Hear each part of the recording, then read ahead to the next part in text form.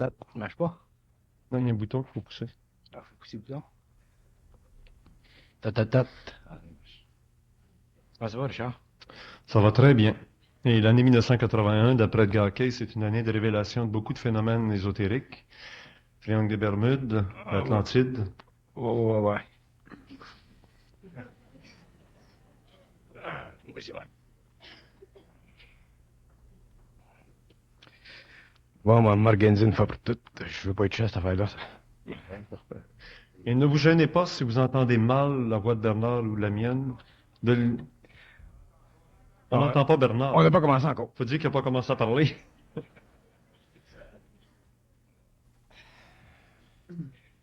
Bon, entendez-vous, là? Moi, ici, j'entends.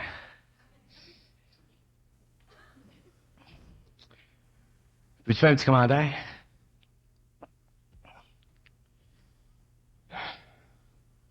On commence d'une nouvelle année. Puis, à chaque année, il faut apprendre quelque chose de neuf. Et à un certain moment, il faut arrêter de niaiser. Parce que si on niaise trop, on perd notre temps. Fait que, ce que je souhaite pour l'année qui vient, c'est qu'on arrête de niaiser. Moi, je niaise pas. Fait que s'il y en a qui niaisent, déniaisez-vous pour demander des questions qui sont pas niaiseuses pour qu'on puisse avancer. On a beaucoup de choses à savoir, on a beaucoup de choses à apprendre, on a beaucoup de choses à être transmises. Puis, il est temps qu'on les comprenne, qu'on reçoive l'information. Mais ça dépend toujours de nous autres. Moi, je suis toujours disponible pour vous répondre à vos questions. Mais le rythme d'avancement dans les réponses est toujours proportionnel à la qualité de l'esprit qui questionne. On commence. Comme c'est moi qui ai toujours posé des questions en 1980, je vais essayer d'être moins niaiseux. J'ai rien dit. Et la voix se fit entendre. Alors Bernard, la question de base au départ ce soir, ce serait savoir, nous les êtres humains, on cherche toujours. On cherche, on se pose des questions, on trouve des réponses, ou on pense trouver des réponses, mais ces réponses-là nous amènent à nous poser encore d'autres questions, et toujours comme ça. Alors, est-ce que, je ne voudrais pas entendre toute la théorie du supramental. Je sais bien que par le supramental, quand on sait, on sait. Mais tant qu'on n'est pas branché au supramental, là, le monde comme tout le monde, est-ce que il y a quelque chose de fructifiant? On dit qu'on juge l'arbre d'après ses fruits. Est-ce que de toujours se poser des questions pour en arriver à des réponses qui nous amènent encore à d'autres questions, est-ce que ça risque pas un jour ou l'autre de nous amener à se rendre compte qu'on tourne en rond? Bon. D'abord, le phénomène de se demander des questions, le phénomène des questions qui n'arrêtent pas, ça fait partie du phénomène humain. Ça fait partie de l'intellect humain, ça fait partie de la raison. Puis, l'homme de l'avenir, l'homme de la sixième race, la nouvelle race d'hommes qui doit naître sur la planète, sera un autre stage d'évolution. C'est-à-dire que cette race-là ne fonctionnera plus mentalement comme a fonctionné la race antérieure. Autrement dit, la sixième race et la cinquième race, ou la cinquième race qui a donné naissance au phénomène de la pensée, la race aryenne au début, sont deux races totalement différentes. Là, Bernard, il y a une chose. Il y a beaucoup de personnes nouvelles ici qui n'ont peut-être pas la base en ésotérisme, qui leur dit qu'actuellement, nous sommes la cinquième race. Et la sixième race sera celle qui arrivera peut-être. Ouais, on n'a pas besoin d'avoir une base en ésotérisme. Si on parle d'une autre race, ben à ce moment-là, on parle d'une autre race. On parle d'un nouvel ère. Bon, alors qu'on dise la cinquième ou la sixième, c'est sans importance. Ce qui est important de savoir, c'est qu'il y a un nouvel homme sur la planète qui est en train de naître. Et ce nouvel homme-là va automatiquement, comme dans toutes les races antérieures, va être automatiquement obligé de perdre certaines facultés pour en gagner et en découvrir d'autres. Alors, la base de la faculté de l'intelligence humaine, du rationalisme, de l'intelligence intellectuelle de l'homme, est assise sur un mécanisme qu'on connaît très bien, qui est le mécanisme de la mémoire subjective. Alors, la mémoire, c'est une réserve qui permet à l'ego, au plan mental de l'ego, de se servir constamment de ce qu'il a appris. Et à l'intérieur de cette soupe-là, l'ego, constamment, cherche à approfondir la nature de ce qu'il a appris. Et automatiquement, il tourne en rond parce que il part toujours d'un principe qui est subjectif pour arriver à un autre principe qui est subjectif. Dans le cas de la 6e race de l'homme, comme l'homme perdra la faculté de la mémoire graduellement ou instantanément, suivant le contact avec les forces de l'invisible, comme l'homme perdra la faculté de la mémoire, il n'aura plus besoin de la faculté de penser. Parce que la mémoire et la pensée vont ensemble. Et ce qui demeurera pour l'homme, ce sera une communication intégrale, absolue, avec des plans de la réalité qu'il pourra voir parce que l'homme aura la capacité de voir dans ces plans-là comme il a la capacité de voir avec ses yeux matériels dans le plan matériel. Ce que l'homme ne comprend pas aujourd'hui, c'est que il ne se voit pas dans une situation où il doit perdre quelque chose pour gagner d'autres choses. Et si vous regardez le phénomène de l'évolution, même au niveau biologique, dans l'histoire de l'évolution biologique, à un certain moment, il y a une perte d'une faculté pour un agrandissement sur un autre plan d'évolution. C'est essentiel. Sans ça, il n'y a pas de mouvement vertical. Alors, pour que l'homme subisse l'ascension psychologique de son intelligence vers un plan d'intelligence qu'on appelle supramental ou supérieur ou préhumain, il est obligé de perdre la faculté psychologique humaine de la pensée et de la mémoire pour accéder à une intelligence qui n'est plus personnelle, qui est objective, qui est communicante et qui est universelle. Et à ce moment-là, l'homme, ayant perdu la faculté du rationalisme infini, de la question infinie et de la réponse infinie, parce qu'il ne peut plus penser, question-réponse, parce qu'il n'a plus mémoire pour alimenter le phénomène question-réponse, à ce moment-là, l'homme est dans un état d'intelligence totalement neutre. C'est-à-dire que son ego, au niveau astral de sa conscience, n'est plus impliqué dans le phénomène humain de rechercher la vérité parce que la vérité, telle qu'elle est conçue par l'ego pensant, telle qu'elle est transformée, métamorphosée au cours des siècles par la mémoire de l'ego pensant individuel ou collectif, cet homme-là, à partir de ce moment-là, n'a plus de questions à demander.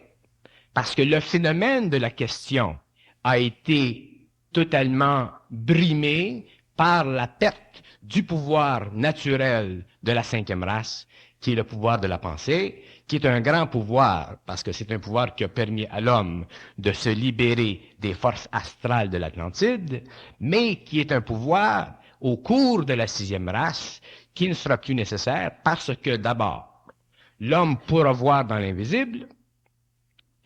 Pouvant voir dans l'invisible, il comprendra automatiquement les structures invisibles de la réalité qui affectent la matière à tous les niveaux. Pouvant voir dans l'invisible, il pourra se servir de l'énergie de l'âme pour transmuter la matière. Tout sera dans l'instantané. De sorte que lorsque l'homme aura accès à l'invisible, il fonctionnera psychiquement d'une façon instantanée. Et lorsqu'on fonctionne d'une façon instantanée, le mécanisme d'addition ou de soustraction d'une valeur psychologique pensante n'est plus nécessaire parce que l'homme a perdu la faculté. Ce que l'homme doit comprendre, c'est que pour avoir accès à quelque chose d'autre, on doit perdre quelque chose d'ancien. Et ça, c'est l'histoire de l'homme.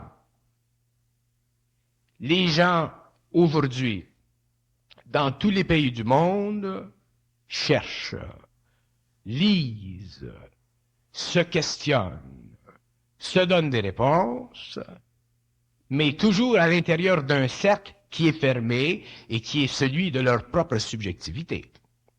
À un certain moment de cette prise de conscience, à la fois sociale et à la fois individuelle, l'individu doit percer un voile. Et lorsqu'il perce le voile, à ce moment-là, il réalise que la faculté de penser, qui est une faculté qui a été donnée à la race aryenne pour l'évolution du mental humain, est remplacée par une faculté autre de penser, mais qui n'appartient plus à l'individu pensant, mais qui appartient aux forces de la lumière pénétrant l'ego de cet individu et qui soumettent cet individu-là à des lois d'harmonie et d'universalité pour une évolution où tous les cadres de l'évolution, quel que soit le nombre d'individus ou quel que soit le nombre ou l'agencement des planètes ou des systèmes, pour que ces systèmes et toute cette quantité d'énergie unitaire puissent fonctionner en harmonie. L'homme ne peut pas fonctionner en harmonie s'il pense, parce que s'il pense, il croit qu'il a découvert quelque chose. Et effectivement, il peut avoir découvert quelque chose. Mais ce quelque chose qu'il a découvert par le phénomène de la pensée est toujours mesuré à la lumière de sa conscience astrale et automatiquement est toujours limité par le facteur temps. Comme cette connaissance est limitée par le facteur temps, il s'aperçoit dans 10 ans ou dans 15 ans qu'un autre bonhomme dans un autre pays a découvert aussi quelque chose qui est dans la même veine ou parallèle et qui peut être totalement opposé à ce qu'il a découvert et qui fait partie d'une trilogie de phénomènes matériels dont lui, le premier, au début, pensait ou croyait comme étant absolu, et l'autre, ensuite, croyait comme étant absolu. Vous avez le phénomène de la lumière, des particules et du mouvement ondulatoire de la lumière, c'est un exemple. Alors l'homme, à un certain moment, doit se libérer totalement de la faculté pensante, autrement dit, du dualisme intégral de cette faculté ou de cette intelligence, pour en arriver à reconnaître la nature de la réalité sur tous les plans, à partir d'une intelligence qui n'est pas humaine, mais qui fait partie de l'homme. Ce que les philosophies appellent le grand soi ou le grand moi. Mais cette intelligence doit être perçue d'une façon intégrale, d'une façon totalement non systématique, d'une façon totalement psychique, vibratoire, et totalement au niveau de la volonté, de l'amour et de l'intelligence dont elle fait partie dans l'universel. Pour que l'homme réalise à un certain moment dans sa vie que sa faculté de penser qu'il avait avant a été transformée dans une autre faculté de saisissement de la volonté de l'esprit, de transformer et d'amener sur le plan matériel de l'information pour l'évolution d'une science quelconque. Mais l'ego de l'homme est tellement empoisonné par des formes de toutes sortes qui relèvent d'une culture qui date de très longtemps de la situation présente, que l'homme, par son ego, par lui-même, est incapable de saisir la réalité objective du supramental ou de l'intelligence universelle, comme vous voulez l'appeler, ou de l'intelligence cosmique, ou des intelligences qui veillent à l'évolution et qui sont totalement en dehors de la personnalité humaine, mais qui font partie du cadre humain, parce qu'ils agissent sur des plans qui sont atomiques et qui leur permet de rentrer dans l'homme par le biais de sa chimie ou de son électricité. Mais pour l'homme, pour l'ego qui pense, arriver à ces dimensions de réalisation est impossible puisque le phénomène de pensée est un phénomène planétaire et non un phénomène cosmique. Mais l'homme devait passer par le phénomène de pensée. L'homme de l'avenir ne passera plus par le phénomène de pensée. Il sera assujetti à une pensée qui vient d'autre monde, mais avec laquelle il est en harmonie totale, de sorte que son ego ne souffrira plus l'espèce de domination qu'il sent originalement dans la confrontation avec cette lumière, mais sera totalement harmonisé avec elle. Il pourra facilement vivre, subir, profiter de la volonté, de l'amour et de l'intelligence dans cette énergie-là. Mais l'ego, le phénomène de pensée, c'est un phénomène qui rassasie l'ego. Et l'ego cherche à se situer dans le monde. Il essaie de comprendre les lois matérielles. Il a un certain succès. Mais dès qu'il tombe dans les lois de l'immatériel, dans les lois de l'invisible, qui affectent, qui sous-tendent, qui créent les bases de l'évolution matérielle, il est totalement perdu et automatiquement il est forcé de tourner en rond et de chercher un peu partout dans le monde des réponses qu'il a en lui-même et qu'il pourrait par lui-même découvrir s'il savait comment. Mais il ne sait pas comment parce qu'il s'y prend mal. On pense mal. On pense à l'envers. On pense croche. On ne sait pas comment penser. Et l'homme de la sixième race devra réapprendre à penser afin d'en arriver un jour à réaliser le phénomène absolu de l'homme supramental qui ne pense pas. Et à ce moment-là, lorsque vous ne pensez pas, mais à ce moment-là, vous ne pensez pas. À ce niveau-là, Bernard, il y a peut-être beaucoup de personnes qui suivent des techniques de méditation où justement on nous amène à ne pas penser. J'allais pas dire à faire le vide ou le néant, mais plutôt à laisser pénétrer en soi tout, l'intelligence cosmique. Qu'est-ce que Bernard aurait à dire sur les méditations, les différentes techniques de méditation? La méditation est une technique qui amène l'homme à redoubler de vigueur dans la prise de conscience astrale qui le fouette. Alors, avec la méditation, l'homme tend à rassasier, à dominer, à ralentir les pulsations du corps astral afin de pouvoir sentir un petit peu plus les vibrations du corps mental supérieur. Alors, la méditation est une bonne technique, est une bonne formule pour aider l'homme dans cette direction-là. Mais la méditation n'est pas une forme d'instruction pour l'humanité. Elle est une méthode de relaxation pour l'esprit de l'homme. Et à un certain moment, l'homme a besoin d'une instruction précise et correcte et inaberrante du phénomène de la pensée. On doit repenser ce que veut dire penser. Et tant que l'homme n'aura pas repensé ce que veut dire penser, tant que l'homme n'aura pas été capable de demander des questions impossibles et de se donner des réponses impossibles, il ne pourra pas voir la dualité entre son ego et les intelligences qui sont sur les autres plans et avec lesquelles ils évoquent, à l'insu de sa conscience mortelle, des rapports constants depuis le début de son évolution. Alors, l'homme doit recommencer à comprendre ce que veut dire penser. Et ça, c'est la clé qui l'amène éventuellement à comprendre par vibration, par une plus grande et une plus grande affection des rapports entre l'universel et lui-même, du phénomène, ou du noumen, si vous voulez, ou de la phénoménologie, de l'absence totale de l'ego pensant. Et à ce moment-là, l'homme réalise que des questions, il n'en a plus de besoin, que les réponses ne sont plus nécessaires parce qu'il est plongé automatiquement au niveau de son corps mental qui se développe dans une lumière qui est totalement extra-humaine et qui surplombe le plan évolutif de l'individu ou de la société collective. Bernard a déjà donné l'image que nous sommes un peu comme un radio à travers lequel passent des ondes et on peut jouer avec le tuner, là, le syntonisateur.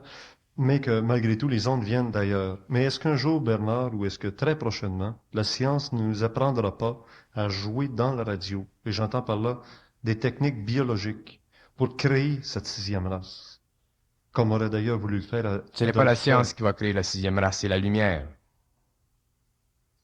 La sixième race est le produit direct d'une intervention précise de haute vibration provenant du fond de la galaxie pour altérer les neurones de l'homme et amener l'homme à comprendre des dimensions invisibles de l'existence autres que l'espace-temps. Et il n'y a aucune technique qui peut nous approcher à ça. La technique scientifique moderne, la technique d'aujourd'hui est une technique qui est le résultat, qui a enfanté la prise de conscience pensante de l'homme. C'est la science d'aujourd'hui est le résultat de la faculté pensante de l'homme. La science de demain ne sera aucunement reliée à la faculté pensante de l'homme.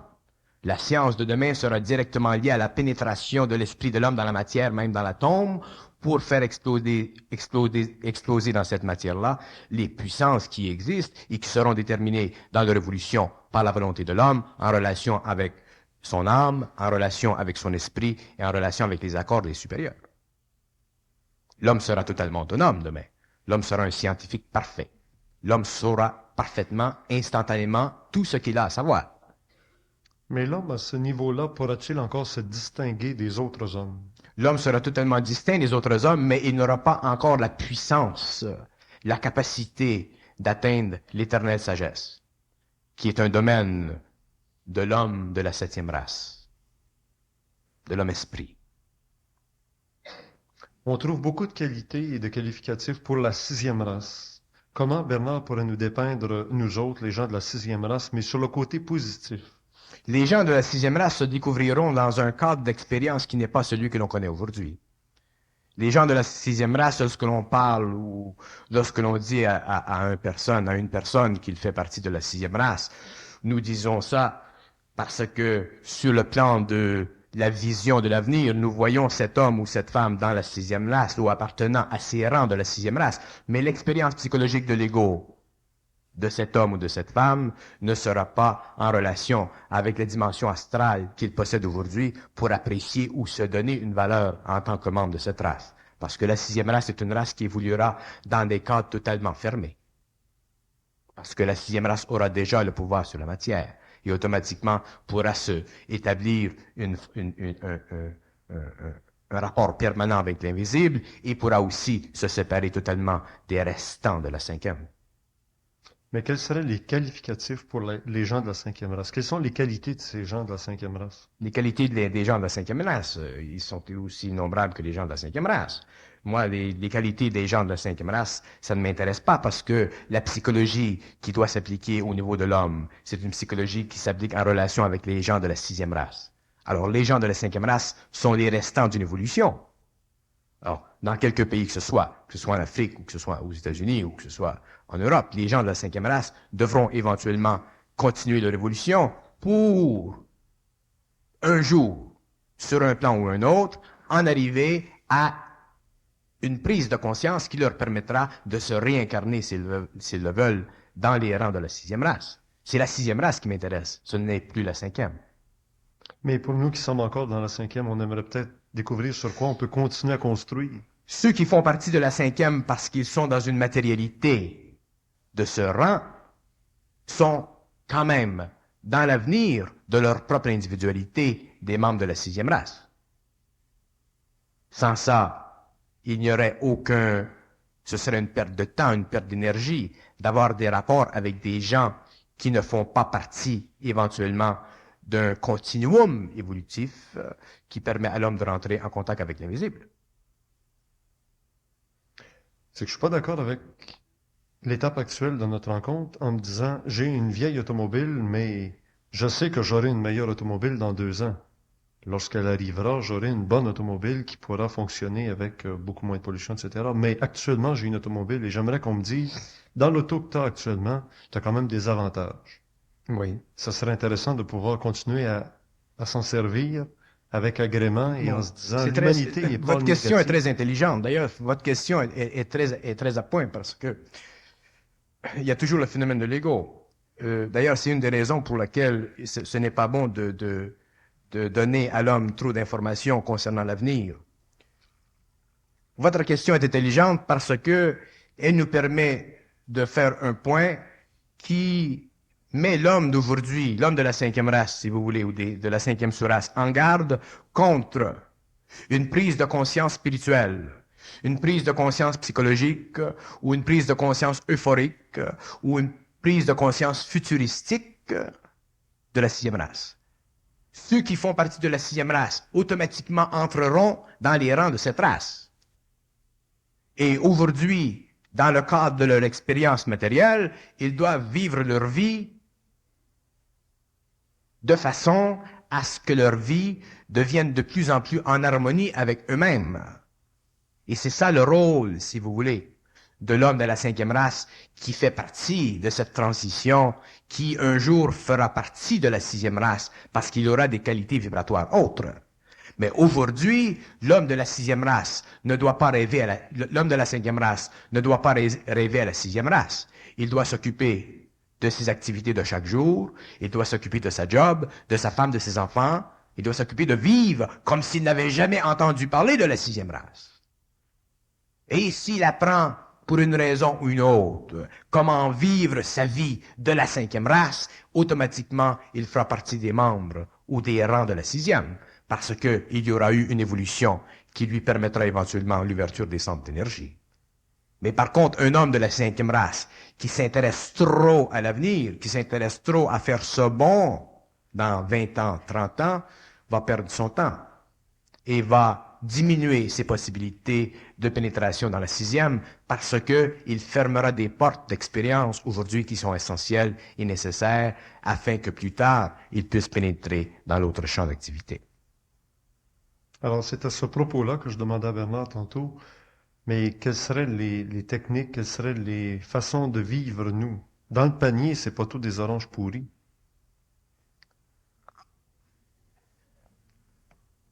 Ce ne sont pas des oranges pourries, ce sont des oranges inconscientes. Il y a sur la Terre énormément d'oranges, et toutes les oranges sont inconscientes. Des oranges pourries n'existent pas dans l'homme. Et ce sont les oranges inconscientes qui, petit à petit, commencent à s'éveiller à la conscience. Et lorsque le temps est venu, parce que tout est déjà prédisposé, lorsque le temps est venu, ces oranges, si ça fait partie de leur plan de vie, arrivent automatiquement en contact avec un niveau de conscience, des événements, des expériences qui les amènent un jour à dépasser le stage de l'orange pour devenir quelque chose d'autre. Mais certainement pas des tangerines.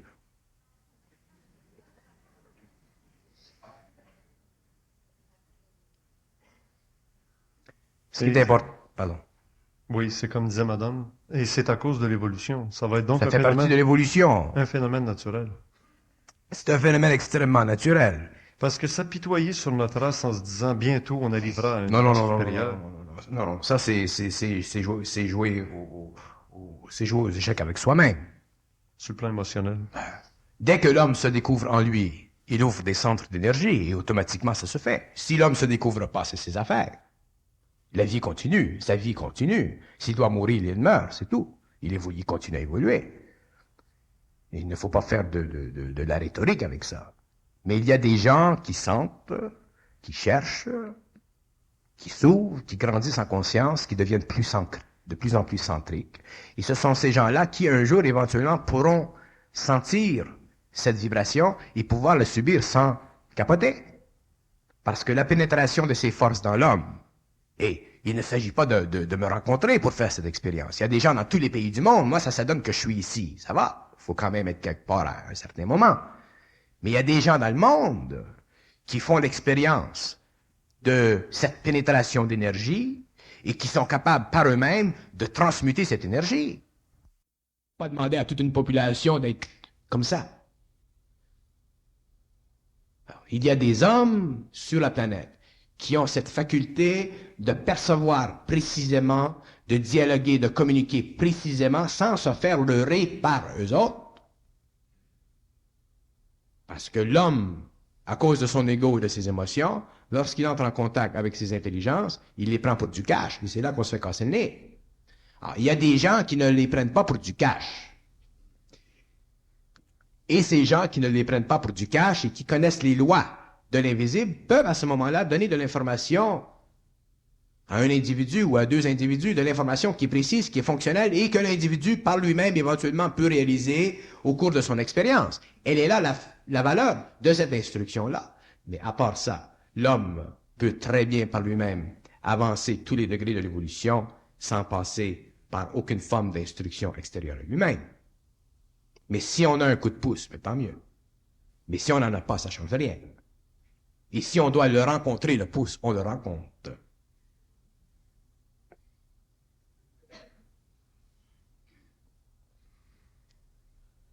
Je concède que l'homme pense et que l'homme a le droit de penser, que c'est beau de penser, c'est le fun de penser, tout ça là. Que l'homme pense qu'il a le libre arbitre et tout ça. Mais un jour, ceux qui seront en relation vibratoire avec ces forces réaliseront que le libre arbitre est une dimension vibratoire du réel dans l'homme et qui permet à l'homme de le vivre suivant le rapport étroit ou absolu qu'il a avec ses intelligences. Plus le rapport avec ses intelligences est grand, plus le libre arbitre est petit, plus la fusion est grande. Moins le rapport est grand, moins la fusion est grande, plus le libre arbitre est grand. Mais lorsque l'homme voit dans l'invisible, il s'aperçoit que le libre arbitre est une fraise qu'on lui a appliquée au cerveau pour le mettre dans un état de relaxation pendant qu'il pensait depuis 10 000 ans. Il y a des étapes. L'ego qui est conditionné à penser, l'ego qui est conditionné à avoir un libre arbitre, l'ego qui est conditionné à tout ce qu'on est aujourd'hui en tant qu'homme moderne de la 5e sous-race. Un jour, ça pète. Et quand ça pète, qu'est-ce qu'on fait? On s'inquiète.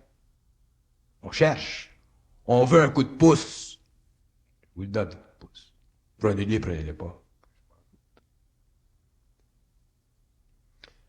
Faire des conférences, trouver des gens en Amérique du Sud ou en France qui ont eu ce déclic et qui donnent des conférences ou qui organisent des gens pour continuer à leur donner le coup de pouce, c'est une façon d'être lorsqu'on n'est pas nombreux.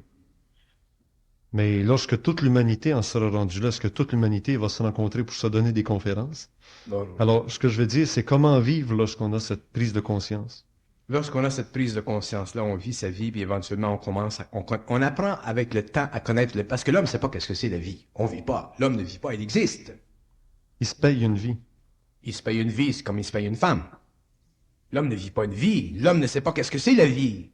Pour connaître qu'est-ce que c'est la vie, il faut connaître les lois vibratoires de la vie. Il faut connaître les lois de ces forces qui engendrent la vie, qui créent les événements dans la vie, qui vous enlèvent un enfant tout d'un coup dans un accident. Il faut connaître les lois.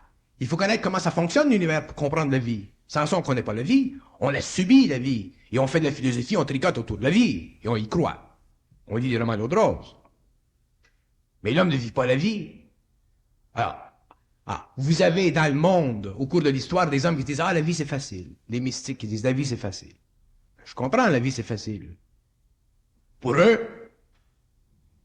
Mais pour le gars qui travaille sur rue Sainte-Catherine, un restaurant grec, c'est pas si facile que ça. Mais le type qui travaille sur la rue Sainte-Catherine peut en arriver à comprendre la vie comme le gars qui est sur la montagne là-bas au Tibet. Mais c'est rendu qu'on a fait de ces êtres-là, de ces sages, on a fait de ces êtres-là des idoles, des points qui ne sont pas atteignables. Et c'est là l'illusion de notre pensée. On a fait de la philosophie avec la mystique de la sagesse. Alors, pendant 20 ans, 30 ans, 40 ans, on cherche, puis on cherche. Et un jour, on s'aperçoit, lorsqu'on a vécu cette vibration, ce contact, que c'est une illusion. C'est ça l'illusion. Et après ça, on ne cherche plus. Ça, mais au lieu d'être au Tibet, on est à Montréal. Et ça, c'est individuel. Alors, que dire Tellement individuel. Des couples mariés qui vivent depuis 20 ans ensemble et qui, un des deux, a le contact, il perd l'autre, ou l'autre le perd. Un des deux a le contact? Un des deux dans le couple marié. Ça dépend de leur plan de vie. S'il veut contacter un individu D'ailleurs, souvent, c'est ce qu'ils font. Ils vont contacter un individu et ensuite, l'autre individu qui n'est pas contacté, qui n'a pas cette prise de conscience, va servir à l'évolution de l'autre parce que contacter ou pas contacter, le point n'est pas là. C'est la conscience. Alors, souvent, ils vont sensibiliser un individu et ensuite, l'autre va servir à lui casser les pieds parce qu'il ne comprend pas exactement ce que l'autre veut dire. Alors, ils se servent des deux personnalités pour l'évolution et un jour, ils peuvent facilement contacter l'autre. Moi, je connais des gens où une personne a été contactée, l'autre personne n'a pas été contactée et plus tard, ils les ont amenés ensemble. Ça dépend du plan de vie de chacun. Il y a des couples où les deux personnes sont contactées, il y en a d'autres où il y en a aucun de contacté, il y en a d'autres où il y en a un de contacté. Ça dépend de la situation. Comment Bernard voit la chose lorsque, puis j'entends ça beaucoup de personnes qui disent, ah oui, mais ma femme, elle me suit pas, elle s'intéresse pas à ces choses-là, elle comprend rien là-dedans, ou c'est le mari. Si la femme ne comprend rien ou si un des partis ne comprend rien, c'est pas c'est pas l'affaire de l'autre. Nous autres, on se parle bien. On s'entretient bien. Puis on n'est pas dans on n'a pas la même vision des choses. Pourtant, on se parle bien. Pourquoi? Parce qu'on se respecte l'un l'autre. Mais les couples, ce qui arrive dans ce phénomène fébrile que je déteste d'ailleurs au début, parce qu'au début, c'est comme l'eau n'est pas claire. L'ego est mélangé, les émotions sont mélangées, l'orgueil spirituel, il y en a un qui se prend pour un autre, sont contactés, ils se prennent pour des d'autres. Tous les gens qui sont contactés, je préfère les gens qui ne sont pas contactés tout de suite parce que souvent ils ne font pas d'overtime, eux autres, ils sont bien calmes au bar. Mais aussitôt qu'ils sont contactés, là, ils se prennent, là, tu sais, comprends, des... C'est ça. Fait que le gars il arrive dans sa famille, là, sa femme n'est pas contactée, lui est contacté, lui il est supérieur, là, tout à coup. Il n'est pas supérieur par tout, il pense qu'il est supérieur. Ils peuvent prendre 4 ans, 5 ans pour les amener à... Ça fait partie d'évolution, ça fait partie du travail qu'ils vont faire avec les deux personnalités. Tu dis 4-5 ans, mais vivre 4-5 ans sans se comprendre. Non, je donne un exemple comme ça, en passant. Le problème de l'homme, c'est que... Je vais vous dire une chose. Moi, j'ai commencé naturellement à parler de ces choses-là et être dans cette chose-là après le contact. Avant ça, ces choses-là ne m'intéressaient pas. Mais depuis que j'ai compris ces choses-là, je me suis aperçu que l'homme a un défaut universel dans tous les pays du monde. Mais quand on ne voit pas des choses comme ça, on ne voit pas ça, parce que ça ne se voit pas. Mais l'homme souffre d'un défaut qu'il n'a jamais reconnu. Et plus il est spirituel, plus il est ésotérique, plus il est occulte, plus il est dans tout ce tripotage-là, plus il commence à découvrir quelque chose, plus il souffre d'orgueil spirituel. Et tous les gens, à tous les niveaux, même des initiés des sciences occultes, sont bourrés jusqu'au plafond d'orgueil spirituel. Et ces gens-là, un jour ou l'autre, devront crever la ballonne. Parce qu'il n'y a aucune place dans ce contact avec l'universel pour de l'orgueil spirituel. Il n'y a aucune place. Ils vont vous faire crever la ballonne. Quand même, ils prendront 15 ans, ils vont vous la péter la ballonne. Ça, c'est automatique, c'est absolu. Parce que ce soit de l'orgueil intellectuel, rationaliste, d'un scientifique, ou que ce soit de l'orgueil spirituel, d'un spiritueux, c'est la même chose. Ça vient tout de l'ego. Et le contact avec ces forces, automatiquement force la transmutation de l'énergie astrale en énergie mentale. Automatique. Alors, le corps de désir de l'ego, éventuellement, est transmuté et cet orgueil spirituel doit disparaître. Et l'ego lui-même doit en souffrir. Mais on parle jamais de ça d'orgueil spirituel. On parle d'orgueil cartésien, des philosophes, des ci, des ça. Mais jamais t'entends parler d'un livre d'orgueil spirituel. Mais je vous en parle. Puis c'est pourri. Puis plus les gens sont hauts dans l'ésotérisme, puis plus ils sont hauts, parce qu'ils se mettent tous des degrés, là, premier, deuxième, troisième, quatrième, plus ils sont grands, là, et plus il y en a d'orgueil spirituel. Il n'y en a pas de degré. La conscience, c'est la conscience, puis ça englobe tout le monde. Il y a du foin pour tout le monde. Premier, deuxième, es-tu deuxième degré, quoi? Les degrés.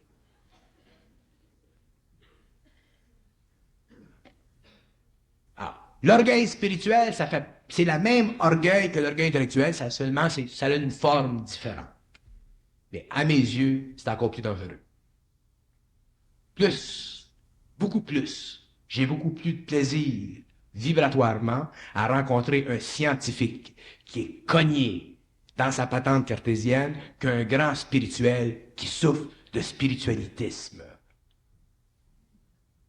C'est une nouvelle maladie qui n'est pas connue encore.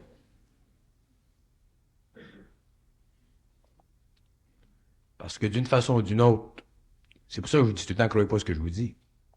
Mais d'une façon ou d'une autre, un jour, l'homme de la 6e race, sera en dehors du matérialisme et en dehors de la spiritualité, il sera dans la conscience pure. Et dans la conscience pure, il n'y a rien. Il y a seulement de la conscience pure. À ce moment-là, des questions, des réponses. Ça fait partie de l'ego. C'est normal. Puis je vous respecte. D'ailleurs, vous avez des questions, je vous les réponds à vos questions. Je ne vais jamais fâcher contre vos questions. Parce que c'est normal. Mais tout ce que je fais, c'est que je vous dis, plus tard, vous comprendrez des réponses, des questions. Rendu à ce point-là, il n'y en a plus. C'est pour ça que je vous dis tout le temps. Il n'y a rien à comprendre. Bernard, au début, tu nous as dit qu'il faut perdre des choses pour acquérir d'autres choses. J'aimerais savoir ce que les gens de la 5e race devront perdre. Ils perdront la mémoire subjective pour développer la mémoire objective et cosmique. Ils auront accès à leur cerveau éthérique. Un fait concret, est-ce que ça veut dire que le type se souviendra plus combien il y a d'argent en banque? Non, non, non.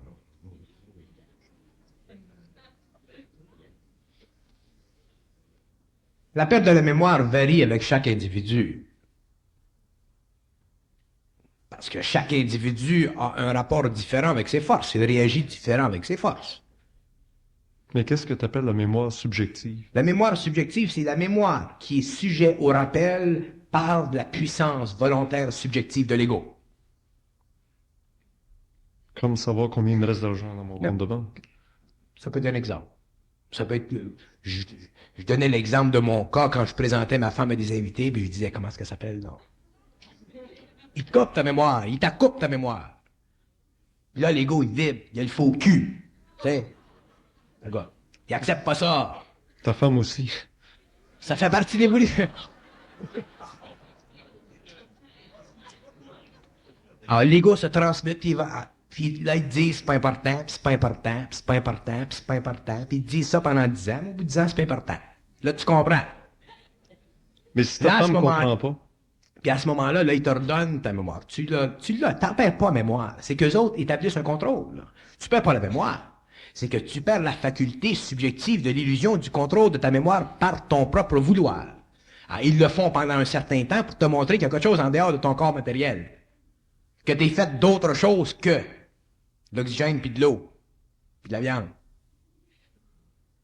Puis quand tu comprends bien ça, là, à ce moment-là, ils te redonnent ta mémoire, puis ils peuvent t'en donner encore plus grande mémoire, puis ils peuvent... Mais ils sont obligés d'enlever pour te donner. C'est comme l'éducation. On doit être rééduqués. Ils nous rééduquent. Mais ils ne nous rééduquent pas comme nous autres, on rééduque les hommes. Ils sont obligés de nous faire... Comment veux-tu qu'ils nous fassent sentir leur présence sans se servir de certains mécanismes? C'est évident qu'un homme qui a une belle intelligence, qui a une belle mémoire, s'ils veulent entrer en contact avec lui, automatiquement, le contact va changer ses vibrations. Alors là, il va s'apercevoir qu'il perd la mémoire. S'il communique avec lui, mais là, au moins, il va savoir qu'il y a quelque chose qui se passe. Et chaque individu, c'est différent. Mais on panique quand on perd la mémoire. Parce que c'est l'apanage de l'ego, la mémoire. Un ego qui a une très belle mémoire et une très belle intelligence. Mais c'est de la mécanique.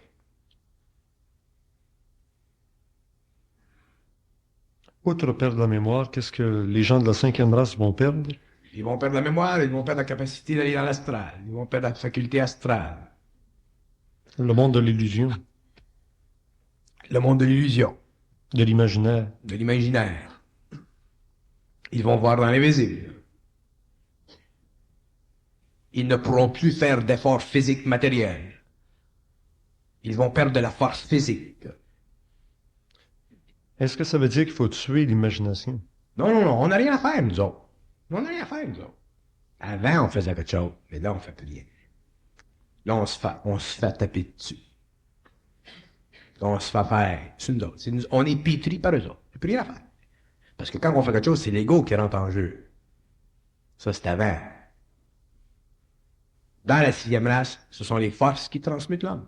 L'homme subit, développe de la résistance, développe des corps, et à un certain moment, lorsqu'il est capable de subir cette énergie, à ce moment-là, ça rentre. L'homme n'a rien à faire. C'est ça qui est différent entre la cinquième race et la sixième race. C'est que dans la sixième race, le passage de l'homme dans l'invisible, la vision de l'homme dans l'invisible, tout sera donné par les forces, et l'homme subira le choc de ses forces pour l'amener à ce pouvoir. Mais ce n'est pas par l'ego, parce que les forces ne donneront à l'ego aucun pouvoir. Parce que les forces, au cours de la sixième race, sont des forces de la lumière, et les forces de la lumière sont totalement anti-magie noire. Et ceux qui savent très bien que l'homme a une propensité énorme pour la magie noire, pour l'application des pouvoirs sur l'homme.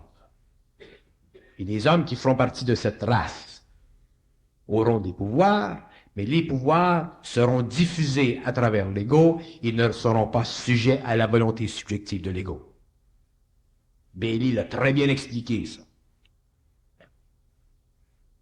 Est-ce que l'homme doit perdre sa subjectivité et devenir dans un grand collectif? L'homme perdra sa subjectivité, mais atteindra un niveau universel de conscience qui sera universel. Uniforme. Universel. Il n'y a pas d'uniformité dans le cosmos. Il y a de l'universalité. Ce qui empêche l'universalité, c'est la division créée à cause de l'astralité de l'ego. Les désirs de l'ego, tout ce qui... Danger. Aux lumières rouges, le capitalisme pousse l'ego à son paroxysme. Le socialisme élimine l'ego autant que possible. Qu'est-ce que Bernard peut penser des Il n'y a mouvements pas de politiques? différence entre le socialisme et le capitalisme. Le capitalisme est une faculté de l'évolution planétaire qui tend à respecter un peu plus le principe de l'individualité. Alors, le capitalisme est une force sociale qui tend à respecter plus l'individualité, et le socialisme est une force qui tend à créer une agglomération sociale. Et les deux principes sont essentiels. Mais les deux principes sont pourris. Mais les deux principes sont essentiels parce que, dans un cas, ils représentent l'individu, et dans un autre cas, la société. Mais comme les formes sont créées et maintenues en puissance par des êtres inconscients, le capitalisme est pourri, ainsi que le socialisme. Alors, dans la sixième race, il y aura à la fois une fusion de l'individualité avec la collectivité, mais ce sera à un niveau imposé à l'homme par les forces de la lumière et non contrôlé par l'ego des puissances matérielles de la planète. De sorte que l'homme sera respecté parce qu'il sera autonome dans son individualité, mais il sera universel dans sa collectivité parce qu'il aura une conscience totale des lois de la vie. Alors, vous aurez à ce moment-là l'expression idéaliste, si vous voulez, d'un capitalisme qui n'existera plus, avec l'expression idéaliste d'un socialisme qui n'existera plus, autrement dit, la fusion des deux principes de base qui demeuraient dans le passé une manifestation de la philosophie de l'homme, de sa tendance naturelle mais inconsciente, pour éventuellement la réalisation parfaite dans la lumière. On ne pourra plus parler de gauche ni de droite. Alors, ça fait partie de la dualité, la gauche et la droite. Le socialisme et le capitalisme se représentent sur notre planète dans le cadre de l'évolution. Ils représentent deux tendances essentielles. Une, le développement de l'individualité, et l'autre, le développement de la société. Mais ils sont en conflit parce qu'ils sont basés sur des principes de violence, de puissance et d'intervention dans les affaires de l'esprit, soit de la société ou de l'individu. Quelles seraient, d'après Bernard, les mutations indispensables à faire au niveau des dirigeants sociaux-politiques? Vous me demandez une question qui nécessiterait une réponse en relation avec les événements de la cinquième race. Je ne m'intéresse pas à la cinquième race. Ce qui se produira au cours de la cinquième race ne m'intéresse pas. Les mutations, les changements politiques mondiaux, Russie, Amérique, Chine, tout ça, sont des événements qui serviront pour faire chez l'homme un tableau de fond pour l'expérience du karma mondial. C'est seulement là que prend chez moi la valeur de l'expérience planétaire à ce niveau-là. Mais au niveau des individus, des gouvernements, des chefs de gouvernement, de toute la structure inconsciente de l'humanité, mes yeux ont dépassé ce stage de l'évolution. Mais Bernard est quand même né à l'époque où des événements se préparent ou se font. Oui, mais Bernard aussi sait comment vivre ces événements. Et comme je sais vivre ces événements, et comme je sais qu'il y aura des gens qui sauront vivre ces événements, la qualité éventuelle, historique de ces événements en tant qu'expérience mondiale karmique est en deçà de la vision et de la potentialité de l'évolution future. Il faut absolument passer par là. L'homme passera par là. Parce qu'il le faut. L'homme passera par là.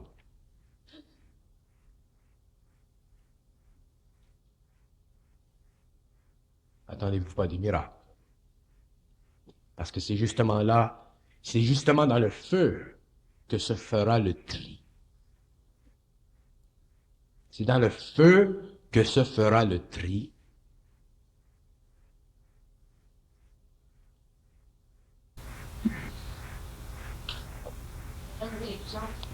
Mon obtention, la sixième race, là, est-ce que c'est loin, ça? Est-ce qu'il va y avoir un effondrement quelconque? Est-ce que tout le monde a compris la question de madame? Non? Je vais la répéter. Est-ce que l'avènement de la sixième race c'est pour bientôt ou est-ce que aussi devra se produire des événements comme des effondrements? La sixième race, elle a commencé, elle est en évolution, elle est en préparation, le germe est déjà établi. Tout se fait petit à petit, ça se fait. Il y a des gens qui évoluent. Et lorsque les événements auront catalysé l'esprit de l'homme à un point tel où cet esprit sera capable de soutenir toute forme de paroxysme, à ce moment-là, vibratoirement, cet esprit pourra entrer dans notre dimension. Il n'y a aucune initiation, que ce soit sur un plan individuel ou que ce soit sur un plan social, où les êtres, les unités en évolution ne sont pas sujettes à un test. Ce sont les lois de l'évolution. Il en a toujours été ainsi et il en sera toujours ainsi. Un test dans la douleur. Un test dans la capacité de résister à la douleur subjective. Un test dans la capacité de résister à l'illusion de la douleur subjective. Alors, si un homme est conscientisé, si un homme est conscient de la force, si vous parlez, les gens parlent de la foi, de la foi, de la foi. On en bave de la foi depuis des siècles. Mais qu'est-ce que c'est la foi? Personne ne le sait. Parce que la foi, elle existe pour l'homme quand on a de l'argent dans la poche, et lorsqu'on n'a plus rien, on n'a plus de foi, on tombe en dépression. C'est de la merde. Mais la foi, alors, nous, comment on fait pour arriver? La foi doit être dépassée. L'homme doit avoir plus que la foi, parce que la foi fait partie de la présentation de l'homme devant lui-même. La foi, c'est le rapport entre l'homme et l'infinité. C'est une dimension inconsciente de la philosophie spirituelle de l'homme. Lorsque l'homme sera arrivé à un autre niveau de conscience, lorsque l'homme aura la conscience totale du rapport qui existe entre l'infinité et lui-même, à ce moment-là, il n'aura plus besoin de foi. Il sera dans l'énergie, dans la force. La foi peut le mener à... La foi l'aide à spiritualiser son être. Et c'est pour ça qu'elle est grande et qu'elle est bonne. Mais tout ce qui est grand et tout ce qui est bon, un jour, doit être transmuté pour devenir plus grand et plus bon. Et avec la foi au départ, on peut y aller. Mais nous dire comment? La foi, au départ, les gens les ont. Moi, je ne parle pas de foi. Le clergé parle de foi. Non, une autre foi. Une foi, par exemple, pour faire un voyage de l'art. La foi du voyage de l'âme, ce n'est pas une foi, c'est une précision de l'astralité du désir humain. Le voyage de l'âme, c'est une imitation de l'esprit de l'homme. Parce que le voyage de l'âme, l'homme, dans son voyage de l'âme, se sert du corps astral pour atteindre des niveaux, des tableaux de la spiritualité psychologique dont il a connu au niveau de l'acculturation de son pouvoir évolutionnaire. Mais dans l'avenir, l'homme ne se servira plus de ce corps astral pour augmenter la sensibilité à l'énergie de la lumière et se servira de son esprit pur. À ce moment-là, ce qui est astral ne servira plus à l'homme parce que l'homme sera instantanément là où il devra être. Il y a une évolution progressive quand même. Effectivement. C'est pour ça que j'ai toujours dit, tous les systèmes, tous les aspects, toutes les étapes, toutes les marches sont essentielles. C'est pour ça, tout ce qu'on me présente depuis des années de temps, je dis toujours, c'est bon, c'est bon, c'est bon, c'est bon, c'est bon. Tout est bon. Mais je dis aussi, tout a une limite. La limite, elle est toujours proportionnelle à ce que l'on peut par soi-même atteindre. La limite pour vous, c'est une chose, la limite pour un autre, c'est une autre chose. Pardon? Tout être peut arriver à un niveau aussi supérieur que le nôtre. Effectivement. Effectivement, parce que tout être a en lui le germe de sa puissance. Oui, monsieur. C'est la première fois que je dis ça là. Et vous très paragraphe dans cette étude. C'est très intéressant. Mais est-ce que vous décrivez le passage de l'homme, peut-être sa prise de conscience avec des éléments de conscience supérieure? Ça a l'air bien. Non. C'est intéressant la façon dont vous le parlez.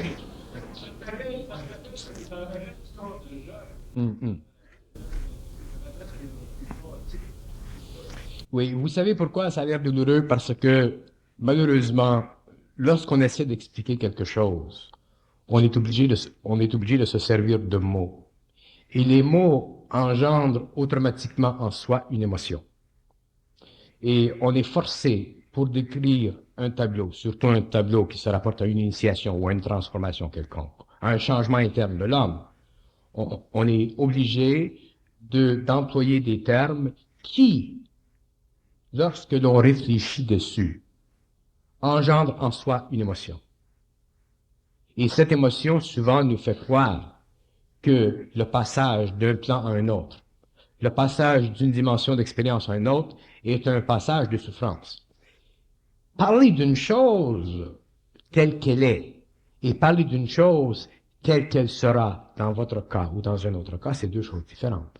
Parce que lorsque l'on parle d'une chose telle qu'elle est, on en parle d'une façon absolument générale, afin d'atteindre l'esprit de l'homme pour qu'il puisse comprendre que dans la transition, dans un passage quelconque, dans un changement vibratoire interne, il y a toujours une souffrance quelconque qui peut varier avec chaque individu. Mais du moment que j'emploie le terme souffrance, chaque individu va mesurer ce terme suivant la fidélité qu'il va apposer à la définition de ce terme. Mais je sais très bien qu'il y a énormément d'individus qui passent ces étapes de transmutation et qui ne souffrent pas. Est-ce que ça serait pas lié à la matière, que peut-être qu'on n'est pas sauver des étapes, on peut avoir des choses de feu. Alors, il y a J'ai toujours dit que la patience était la clé à l'évolution vers ces plans-là, parce que la patience est une tension, puisque l'homme vit dans un temps psychologique anormal. La patience est une tension constante, surtout chez l'homme qui est sensible, parce que lui, naturellement, pour des raisons normales, veut avancer, il veut comprendre, et eux, sur les autres plans qu'ils ne voient pas, font un travail. Eux connaissent son avenir, lui ne le connaît pas, et s'il connaissait l'avenir, si vous saviez que dans tant de temps vous seriez dans tel état, dans tant de temps vous comprendriez telle chose, à ce moment-là, vous ne souffririez pas de patience. Vous direz, bon, je vais attendre. Mais malheureusement, la situation n'est pas ainsi. Alors, automatiquement, on souffre de patience, et plus les gens sont sensibles, plus ils sont philosophiques, plus il cherche à comprendre, plus il souffre de patience. Et pour ça que je dis toujours, vous apprendrez au cours de cette révolution qui vient que la patience est l'instrument le plus puissant dont puissent se servir ces forces pour atteindre l'ego de l'homme. Ne vous gênez pas si vous avez des questions, des commentaires. C'est toujours très bienvenu. D'ailleurs, excusez-moi simplement. Je vais vous donner un exemple parce que j'aime donner des exemples qui sont près de ma vie. Je vais vous donner un exemple qui servira d'antidote justement au problème